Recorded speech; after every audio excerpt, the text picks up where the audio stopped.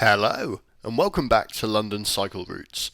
Today, I'll be showing you how to cycle from Enfield in North London to Tottenham Hale. This ride takes about 35 minutes, and you can do the whole thing on quiet streets and protected cycle lanes. By bike, this ride takes about the same amount of time as it would take you to go by public transport, so it's certainly a good one to cycle, and I think you'll find it's a very pleasant ride indeed. And of course, if you find this video useful, or you just enjoy watching it, then please don't forget to subscribe to the channel on YouTube, as I try to post new videos just like it every week or so. Alright, let's get going.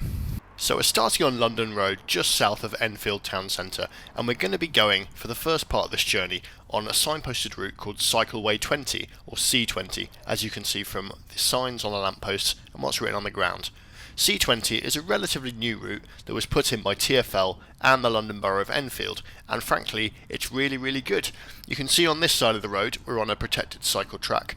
Sometimes it's protected with curbs, sometimes it's on a raised stepped track up from the main roadway, and sometimes with these wands, these sort of plastic barriers here to keep us separated from traffic. This is what's known as light segregation, and it's on both sides of the road. So we have it on this side of the road and on the other side of the road. It's symmetric, so you can go in both directions without having to cycle amongst traffic. I think that's a really important detail. Actually, I'm seeing a few routes pop up in London these days, sometimes borough schemes introduced by councils, where you only get protection in one direction. And when I make videos, I don't usually recommend people use those routes because I try to make the routes symmetrical. I'm not going to tell people that you can cycle to work on all protected cycle lanes, but you can't cycle back. That's not to say that they're not useful, but generally when designing schemes, I think it's really important to be able to go in both directions. On this route, there are two types of bus stops. The better type is coming up here. Where there's more space, they've done this. It's called a bus stop bypass. The cycle track goes behind the bus stop and pedestrians can wait on an island. And if you see a pedestrian trying to cross the cycle track onto the island, you should slow down and let them cross so they can get their bus. One thing about that type of bus stop, however, is that it does use up quite a bit of space, so you can only do it where the road is wide enough to do it. And there is actually another sort of bus stop that is used on this C20 route as well, and one of those is actually coming up here.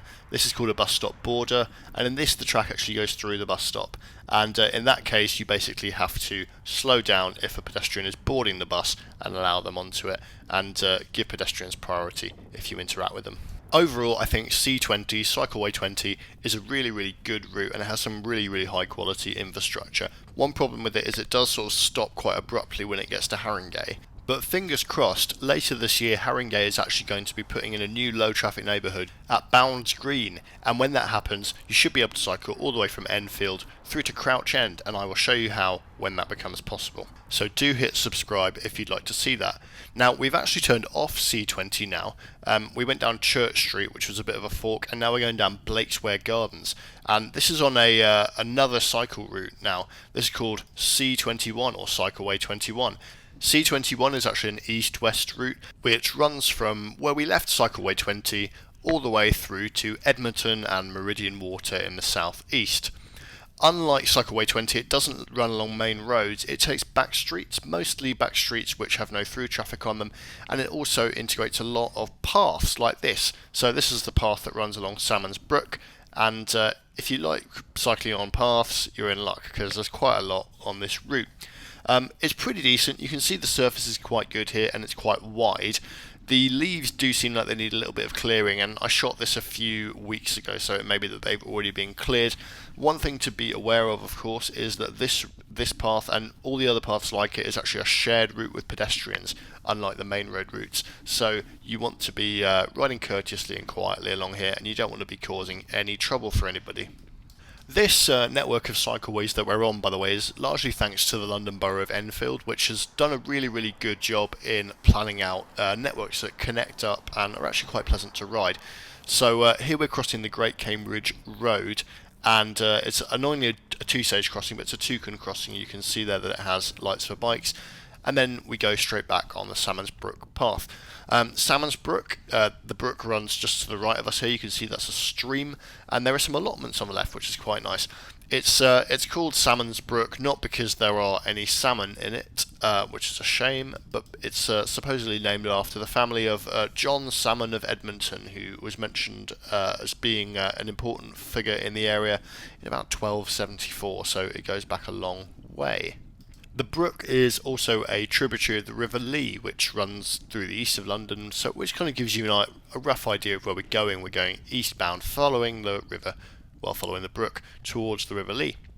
Again, this path is a nice ride, but it is a little bit narrow, so if you encounter any pedestrians, then make sure you give them a wide berth and don't go too quickly.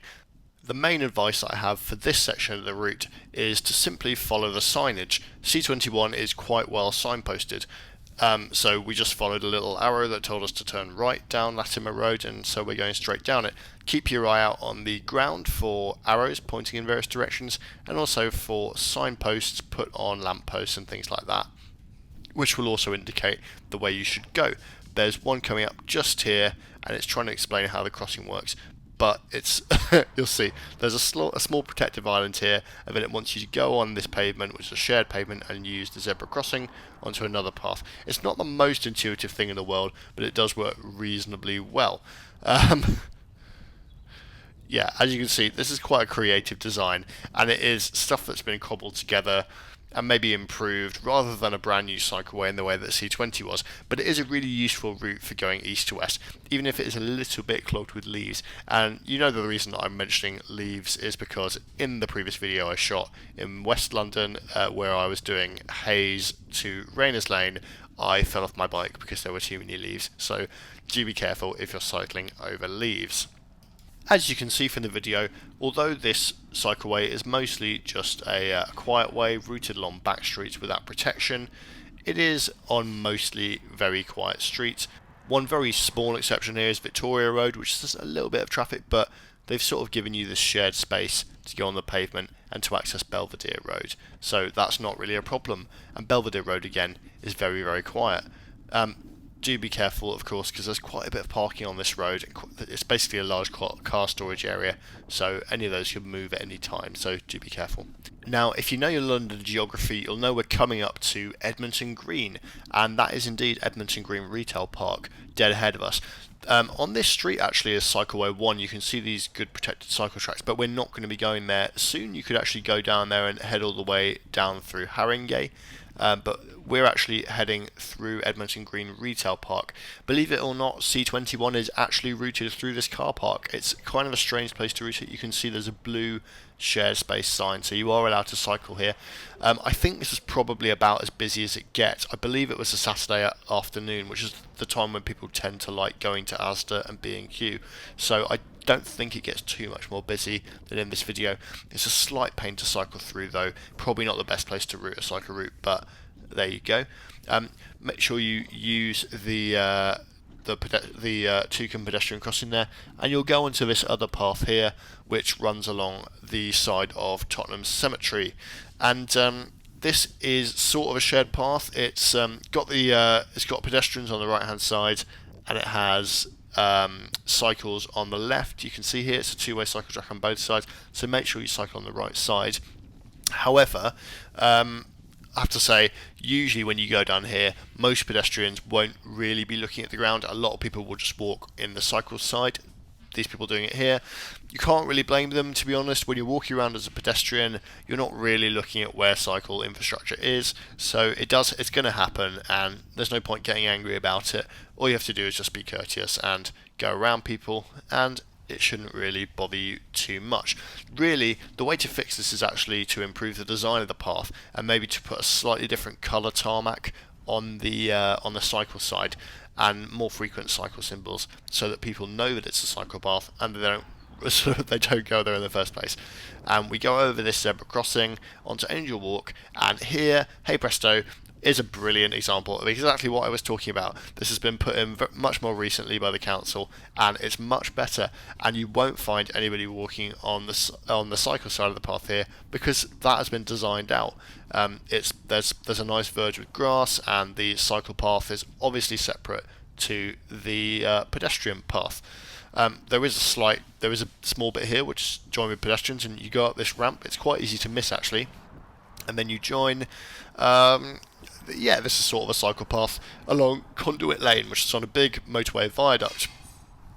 It's not the most fantastic cycle path, but it's basically just a line on the pavement, but it's a very, very low traffic pavement. There aren't many people walking along here, so it's basically okay, and it's quite a decent way, quite a nifty way to head towards Tottenham Hale, which is what we're doing now. So you come down here, and I'm not really a massive fan of people driving mopeds on the cycle paths, but I suppose that's going to happen. Can't really stop it.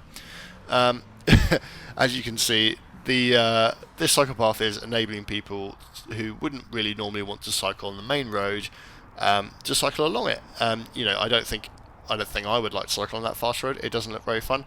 And we're about to overtake a family with a kid who also are able to cycle alongside the main road. And I doubt very much that guy's going to take his kid cycling down. Look how fast those cars are going. We don't have to worry about it at all because we're separated from traffic. Some criticisms. It's a little bit on the narrow side, but I believe this was actually a reworking and an upgrade of an older track which was here a long time ago, so it was a sort of a cheaper option to get a decent track. Another criticism that I'd have of it is it really should have priority over the side roads. Instead we have to do a junction like a pedestrian here. That's a little bit weird. It's a two-stage junction as well, which means you have to wait. Not ideal. Really, we should be allowed to go when the cars go, and because this is a main road, you tend to have priority over the side roads. We don't have it, but these are quibbles for something that is frankly enabling us and all the other people who we're passing, and we've seen quite a few cycles using it to make this journey. Just a quick note, one thing to watch out for, so you see all these red lights, they're not for us. There's actually a green light off in the distance, which you may or may not be able to see in the video. There it is on our left. That was for us, so yeah, don't be confused there. This bit actually needs improvement, so this you can see that that's massively overgrown, and it's really, really narrowed the width of the cycle track. If we had to pass somebody or go past somebody coming the opposite direction, because this is a two-way cycle track, if we had to do that where the bushes and the overgrowth had narrowed it significantly, that would actually be really dangerous, and one of us would probably end up stacked on our face. So yeah, if anybody from the council's watching or TfL's watching, definitely worth going and clearing that bit out. This track is generally good for side roads, but you just want to check here, and you go past the entrance to that facility, that industrial facility. You just want to make sure that there's no HGVs or anything pulling out there while you are cycling across the mouth of the entrance. This bit of the cycle track could also do with a little bit of a resurface. You can see it's a teeny bit gravelly beneath our wheels. If you've had enough of me complaining about the quality of this track, don't worry, we're about to turn off here, and we're turning off into Tottenham Marshes, and these paths are reasonably wide and they are shared with pedestrians, so again, don't go too quickly on them. It's a little bit of a maze to find your way through, but to be honest, if you just keep going in this rough direction, you will get to the right place. There's a number of different ways that you can go towards Tottenham Hale. If you want a bit of help finding the right way, what you should do is you should go to the description of this video, and you can download a GPX file map of the route, and you can either just study it, or you can load it onto an app on your phone, or you can load it onto a device. Many are available, and it will show you which way to go. And I find that really, really helpful with the sort of twistier and turnier routes, which I do. Generally, this is quite a nice ride, but I would note that there is no lighting about. So if you are funny about cycling through somewhere like this in the dark, then maybe this isn't for you. You could cycle down the pavement. That is actually a shared pavement down down Watermead Way. Sorry, I think this is probably a better way to do it, but I know different people have different opinions about about what they prefer and what they feel is safer. I actually don't think there's any problem with that at all. And as you can see, there are actually quite a few people using it, so it shouldn't really be an issue. And it's quite wide, and there's a number of different exits. One slightly annoying thing about this route is that I sort of had to dismount to get past that car barrier. But really, we're just sort of continuing south here through Tottenham Marshes. One interesting fact that I did not know about this area was that in the early part of the 20th century, until the Second World War, there were actually tennis courts and swimming facilities here. which is kind of interesting because it's kind of been returned to a semi-natural wetland state since then. But actually, it was until then, after the war, until 1960, it was actually used for gravel extraction and then subsequently for landfill. But then in the 70s, it became part of the Lee Valley Regional Park Authority, which sort of restored it to its wetland status as it is today, and very nice it is too. Going back a lot further, actually, interestingly, this was the original football ground for Tottenham Hotspur. If you go back to 1882, they played their first games on public land and marked out the pitches themselves. So that's a good pub quiz question, I reckon. You'll note from the video that, of course, this is a shared path with pedestrians and it's a little bit on the narrow side. So again, make sure you're courteous and, give everybody a nice wide berth. Plenty of people do cycle down here and plenty also walk. Ideally, I think the track that we were going along Watermead Way, that will be extended all the way south to Tottenham. I mean, the road is actually mostly to our right there. There's plenty of space for improved facilities that don't have conflict with pedestrians, and also it would solve the problem of some people not liking cycling in sort of unlit park areas at night, and you could stay on the road, and I think that would be a big improvement and certainly something that would be worthwhile doing. We're coming to the end of the marshes now, and you can see that there is a pedestrian crossing here. I'm actually going to cycle out into the road, and we're going to quickly join this this cycle lane here. It's very lightly segregated with those little armadillos, and you can see just on the right here, that's actually Tottenham Hale Station coming up on the right. I'm going to cycle a little bit further up to the bridge, and then I'm going to dismount and just come as a pedestrian. That is it, guys. The one thing that could be improved there is actually there really needs to be a pedestrian crossing for us to get over. I think we have to walk a little bit to get across into the station itself, but we have cycled all the way from Enfield to Tottenham Hale. Two improvements that I would make. I think C20 should go further into Enfield town, and also it would be nice to see some sort of pedestrian improvements and cycling improvements around Tottenham Hale itself. It would be really great if we could connect up Tottenham Hale to, say, Cycleway 1, which runs through sort of Seven Sisters. It's not far down the road. It's a very short ride, actually. But if you like to stick to quiet streets and protected cycle lanes, there isn't really a way to get there too easily. And that's a very short stretch of cycleway. It's a missing link in the London network, which could really be improved. But generally, I think that's a good ride. And I will be showing you more around this area as well. I've got a few more filmed and a few more planned. And thanks very much. Don't forget to subscribe to the channel, and I'll see you again next time.